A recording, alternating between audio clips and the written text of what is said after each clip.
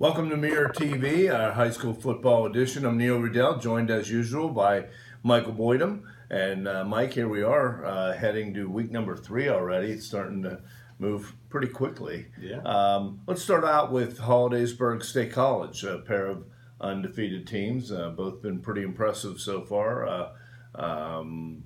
State College is really, I would think, would be the favorite, the bigger school, but the Tigers have played them tough over the years. Yeah, we were just looking at that last night.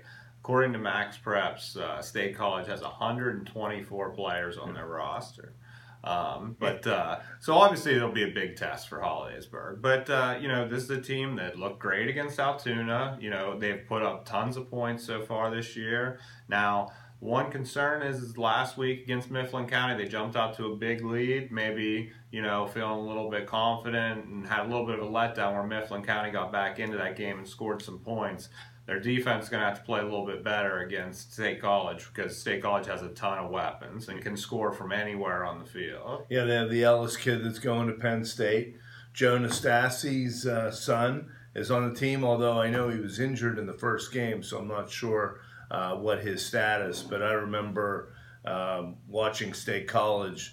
Sometimes they might have 3 or 4 kickers on the team. It's like a small college team. It's really one of the districts in this region that has experienced growth. Yeah, and Tommy Freiberg's a good weapon for them at quarterback as well. But Hollidaysburg has a good weapon at quarterback themselves. Brady Walters, last week he had over 300 all-purpose yards against Mifflin County. He can run the ball. He threw for over 200 yards.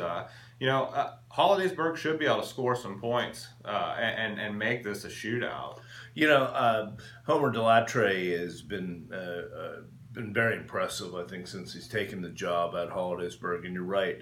They score. They play an entertaining style. A lot of different players get to touch the ball. I've seen a couple games in the last 4 or 5 games last year, Central Mountain, Altoona, and as you mentioned, I know they felt the same way about Altoona as they did Mifflin County. They got out to a pretty good lead and didn't maybe quite finish the game as well as they would like to. So we'll see if they can get that kind of a lead against State College. That would be the first order of business. Might be difficult, but Altoona pounded Williamsport. I think that surprised a lot of people. Oh, yeah, and not just pounded, but put up the shutout. I mean, especially after how disappointed Coach Felix was with the way they tackled against Hollidaysburg, throwing the shutout against Williamsport, who had scored 62 points the week before. Very impressive turnaround for them. And now they enter a stretch here where they have a chance to win a couple games at home. They play Allardyce this week, who they have beaten the past 2 years. Right. And then they play Chambersburg, who went winless in the Mid-Penn last year. So there's a chance to get a good start and take advantage of that home cooking at the beginning of the season. Yeah, for sure. They've opened with 4 in a row at home. And this would be the game, you beat a Williamsport team, which is a rival, and now the City League coming in here, you're expected to win. So let's see how they handle that situation. They haven't been in it that many times these last few years. So good test for Altoona.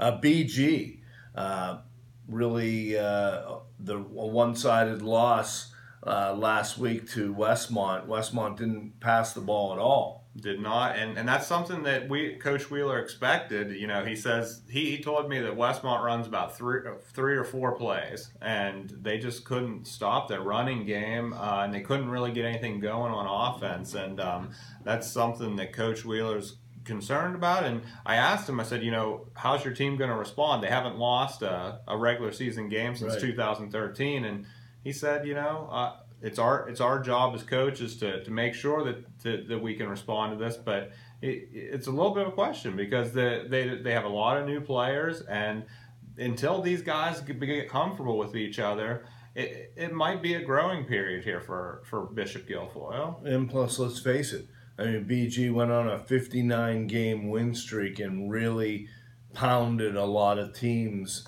I'm not saying rolled the score up. I don't mean that, but they dominated the opposition for 3+ years. So there's plenty of people that have felt like, hey, this is their turn to kind of flip things around on BG. BG has to be ready for that. They're going to get everybody's best shot no matter what their record is right now. Yeah, and they're playing Cambria Heights this week, which is a team that's desperate, starting off 0-2. Heights going to be at home, and they're one of the teams that's been on the other side of some of those scores. So. Yeah.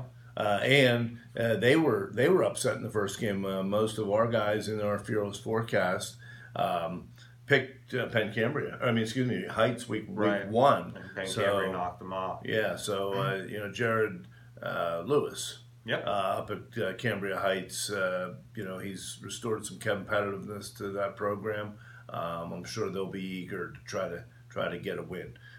Just some other games that jump out, or some other items. Well, he earned our athlete of the week for his accomplishment, but Damon Grip from Altoona, from Tyrone, with the 4 interceptions. I talked to Coach Wilson after the game, and he said he had never seen a player have 4 interceptions in a game. Now, it was almost like 2 games with the lightning delay there, with how long it was. But yeah, 4 interceptions by one guy, especially in high school football in our area, where sometimes there's not that many passes in a game. So this guy, that's a really unique accomplishment. You really almost never hear of that at any level. Yeah. Certainly the NFL, eventually they'll start throwing away from that guy before he'll get a 3rd interception, let alone a 4th. Tussey Mountain off to a good start. Yeah, Tussey Mountain, they have won 2 games already, 2-0 under a new coach, Anthony Sottasante, and it's impressive because the last 3 years of that program, that combined, they've only won 2 games. So, as long as they pick up another win here as the season goes along, they'll have surpassed their last 3 seasons win total. And I mean, he's done a great job with what he has there.